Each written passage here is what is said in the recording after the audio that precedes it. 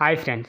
ఎర్ర సముద్రంపై దేవరా నెత్తుడి తిలకమైతే దుద్దేశాడు. సో ఈ రోజు అప్డేట్లో అయితే దేవరా గ్లిమ్స్ గురించి అయితే మాట్లాడుకుందాం. సో వీడియోని ఎవరైతే కొత్తవారు చూస్తున్నారో ముఖ్యంగా మూవీ అప్డేట్స్ కోసం మన ఛానల్ తప్పకుండా సబ్స్క్రైబ్ చేసుకోండి. ఈ టాపిక్లోకి వెళ్ళిపోతే young tiger junior NTR solo హీరోగా అరవింద్ సమేత వీర్రాఘవ్ వచ్చి 5 ఏళ్ళు దాటేసింది. త్రిబుల్ ఆర్ కొమరం భీమ్గా ఎంత విశ్వరూపం చూపించినప్పటికీ అది మల్టీ స్టారర్ కావడం వల్ల అభిమానుల ఎదురుచూపులన్నీ దేవర మీద ఉన్నాయి. ఇక కొరటాల శివ దర్శకత్వంలో 2 భాగాలుగా దేవర రూపొందుతుంది. పాన్ ఇండియా స్కేల్లో తారక్ కెరియర్లోనే అత్యంత భారీ బడ్జెట్తో రూపొందుతున్న ఈ యాక్షన్ ఎంటర్టైనర్ టీజర్ తేదీ అనౌన్స్ చేసినప్పటి నుంచి ఫ్యాన్స్ ఉద్వేగం అయితే అంతకంత పెరుగుతూ పోతుంది. దానికి తగ్గట్టే వరుసగా ఎలివేషన్ ట్వీట్లతో హైప్ని పెంచేశారు. కథ చెప్పకుండా కేవలం దేవర ప్రపంచాన్ని టీజర్ ద్వారా పరిచయం చేశారు.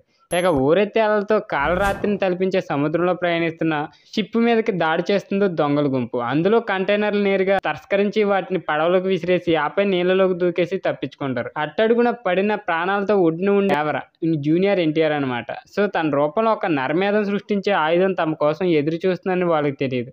సో రక్తాన్ని ఎక్కువ చూసిన సముద్రం గురించి దేవరా చెప్తున్నాడు. సో విజువల్స్ సరికొత్తగా అనుభూతిని అయితే ఇస్తాయి. సో చివరిలో తారక్ నల్లని పంచికట్టుతో బెస్తవాడిని ప్రతిబింబించే ఆహార్యంతో శత్రువులను తెగ నరుగుతున్న సీన్ అభిమానులు ఊపేసేలా అయితే ఉంది. అనిరుద్ధ్ రవిచంద్రన్ బ్యాక్గ్రౌండ్ స్కోర్ అంచనాలకు మించి సన్నివేశంలో డెప్త్ని అయితే పెంచేసింది. హీరోయిన్ జాన్వీ కపూర్, విలన్ సైఫ్ అలీ ఖాన్ ఇలా ఎవరిని రివీల్ చేయకుండా కేవలం జూనియర్ ఎన్టీఆర్ని మాత్రమే చూపించబోతున్నారు. ఏప్రిల్ 5 విడుదల కాబోతున్న దేవర పార్ట్ 1 కోసం ఏవైతే అంచనాలు ఇప్పటికే ఉన్నాయి వాటిని మరింత పెంచేలా కొరటాల శివ చూపించిన నెత్తురి యుద్ధం మెప్పించేసిందనే చెప్పొచ్చు. మీరే ఎంతమంది గ్లిమ్స్ని చూసారో కింద కామెంట్ రూపంలో తెలియజేయండి. వీడియో నచ్చితే తప్పకుండా లైక్ చేయండి. ఇలాంటి మూవీ అప్డేట్స్ కోసం మన ఛానల్ తప్పకుండా సబ్స్క్రైబ్ చేసుకోండి.